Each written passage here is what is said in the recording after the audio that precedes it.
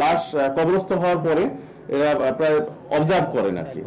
1 বছর পরে এটা উত্তোলনের চেষ্টা ওনারা করেন, কিন্তু প্লাস্টিক অথবা অন্য কিছু দিয়ে বানানো না, একবারে হিউম্যান বডির একবার র ম্যাটেরিয়ালস। উটকো গন্ধ এবং মানে তারা সেখানে স্টোর করে রেখেছে প্রসেস কিছু, আন্ডার প্রসেস কিছু প্রসেসড কঙ্কাল। ওনারা ময়মনসিংহ বেল্টের কথা বলেছেন, যে শেরপুর, জামালপুর, ময়মনসিংহ এবং গাজীপুর, এই 4টি জেলার কথা আমাদের প্রাথমিকভাবে বলেছেন। তো আমরা আরো বিস্তারিত দেখব। আর এগুলো প্রসেস করে হচ্ছে একটি লাশ কবরস্থ হওয়ার পরে এরা প্রায় অবজার্ভ করেন আর কি।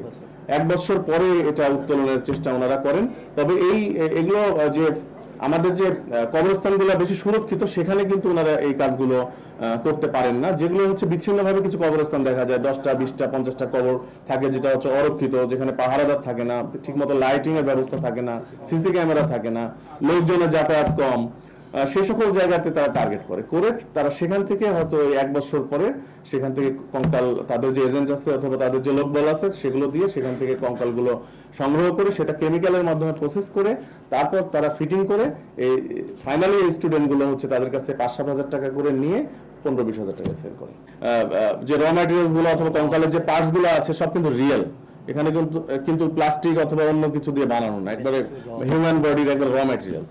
এটা যদি কোনো ফ্যামিলি ক্লেম করে, কোনো ফ্যামিলি ক্লেম করে, অথবা যদি আমরা জানতে পারি যে তারা যদি বুঝতে পারে যে তাদের কবরস্থান থেকে এরকম মিসিং হয়েছে, এরকম যদি আমাদের কাছে কোনো অভিযোগ আসে, তাহলে আমরা সেই ক্ষেত্রে আপনি যেটি বলেন ডিএনএ প্রোফাইলিং করা কিংবা এটি তাদেরকে ফেরত দেওয়ার ব্যবস্থা আমরা করব।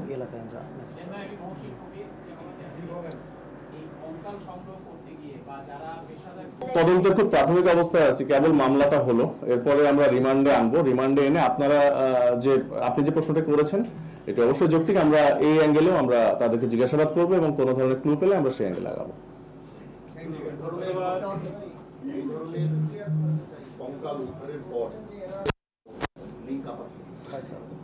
এই 2 জন স্টুডেন্ট কিন্তু Sapporo dental college and hospital Uttara, এখানকার এই ক্যাম্পাসে কিন্তু স্টুডেন্ট, তারাও কিন্তু কঙ্কাল ব্যবহার করে। যেমন তারা ডেন্টাল স্টুডেন্ট হলো, তারা কিন্তু মুখমণ্ডল নিয়ে কাজ করে, হিউম্যান বডি নিয়েও কাজ করে, তারাও কিন্তু কঙ্কাল ব্যবহার করে।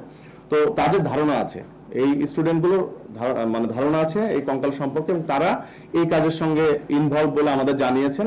এবং যে রুম থেকে আমরা পেয়েছি 402 নম্বর রুম উত্তরার ওই ক্যাম্পাসের পাশে, সেই রুমে অনেক উটকো গন্ধ এবং মানে তারা সেখানে স্টোর করে রেখেছে প্রসেস কিছু, আন্ডার প্রসেস কিছু প্রসেসড কঙ্কাল। তো সেটি দেখে মনে হয়েছে যে এই স্টুডেন্টগুলো আমাদের কাছে স্বীকার হয়েছে এবং মনে হয়েছে তারা এই কাজ যাবত করে।